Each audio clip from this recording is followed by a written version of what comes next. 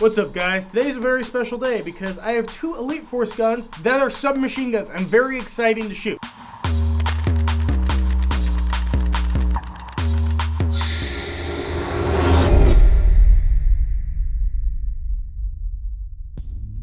Now, the first of the two guns I'm going to be covering today is the officially licensed Uzi. Now, for those of you that don't know, the Uzi was originally designed and manufactured back in the 1940s, and I believe specifically it was 1948, and the original designer was a man by the name of Uzi Gal back in Israel. Uzi has seen many different combat situations as well as defense situations. One of them most famously was a Secret Serviceman pulling out an Uzi to defend the president after he had been shot, and I believe that was President Reagan. And since then, the Uzi has really been standard issue for a lot of different armies, militaries, law enforcement, because it's very easy to conceal and it's very rugged in design. Now, the Elite Force Uzi stays very true to the mini Uzi that it is modeled after. It is going to be built primarily of metal with certain parts being polymer. Also in this, it is going to have a very, very hard kick and a very high cyclical rate, meaning that it does have a very high rate of fire. Now, this gun does use a 12-gram CO2 cartridge that is in the magazine. Now, and because of that, it is going to function a little bit better in cooler weather, and it is going to have a harder kick. And personally, I would not recommend resting your cheek on the metal stock if you decide to go full auto or even semi-auto, because since the kick is a little bit harder, you may possibly injure yourself or hurt your face.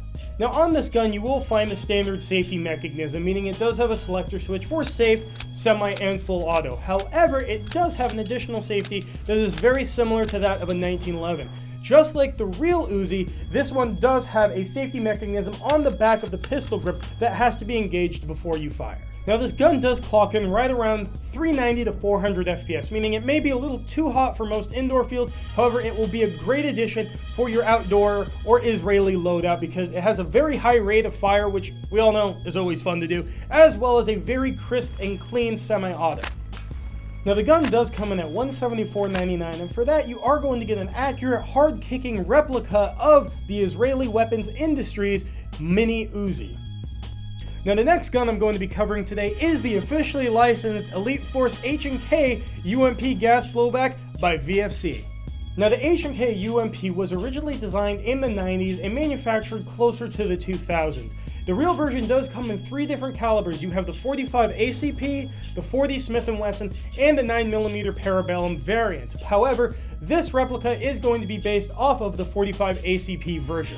Now, because this version is officially licensed, it is going to come with all of the H&K markings that you would find on the real one, and one little touch that I really like is that on the magazine it does say 45 auto, meaning that this is the variant that would take the 45 ACP, which is my favorite caliber of pistol round.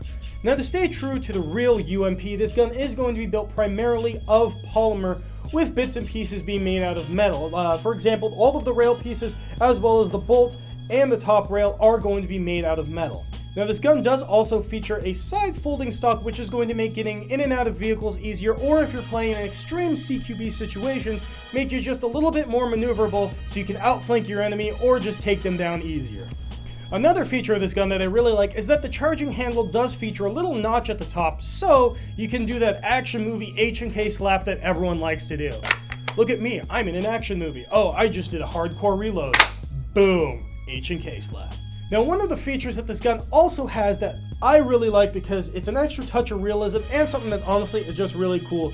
Like any gun, you're going to find the semi-auto and the full auto. However, this particular gas blowback does feature a 2-round burst, which is found on the real one, which, to be honest, is a lot of fun to shoot. Now, this gun does use green gas, and the FPS is going to be about 360 to 370, meaning that you can use it at some indoor fields, or you can use them at outdoor fields, depending on your playstyle. Also included with it, you are going to get a 30-round magazine, as well as a speed loader and a special adapter to load the magazines because they can be a little bit more difficult to load. Now, out of the box, we want you to know that this gun is not going to come with the red dot optic or the stubby foregrip. We just added that on to make it a little bit cooler for the video presentation. However, what you are going to get is going to be the gun, as well as the 30-round magazine, which also holds the gas. Included also in the package, you are going to be getting a speed loader, as well as a special adapter for said speed loader, because these magazines can be a little bit difficult to load without it. Now, something that we want you to take note of is that this gun's hop-up adjustment is going to be slightly different than most other guns. Most guns, you either adjust the hop-up through the breech or on some screw that's on top or on the bottom or something along those lines. However, this particular gun, the hop-up adjustment is going to be right above the muzzle and is going to require an Allen key to adjust it correctly. Now, this gun does come in at $299.99, and for that, you are going to get a very accurate representation of the H&K UMP 45 that is used by many different special forces as well as law enforcement agencies around the world. Well, I hope you enjoyed the overview of two really awesome gas blowback submachine guns. Once again, I'm Bill, this is GITV, and we'll see you guys next time.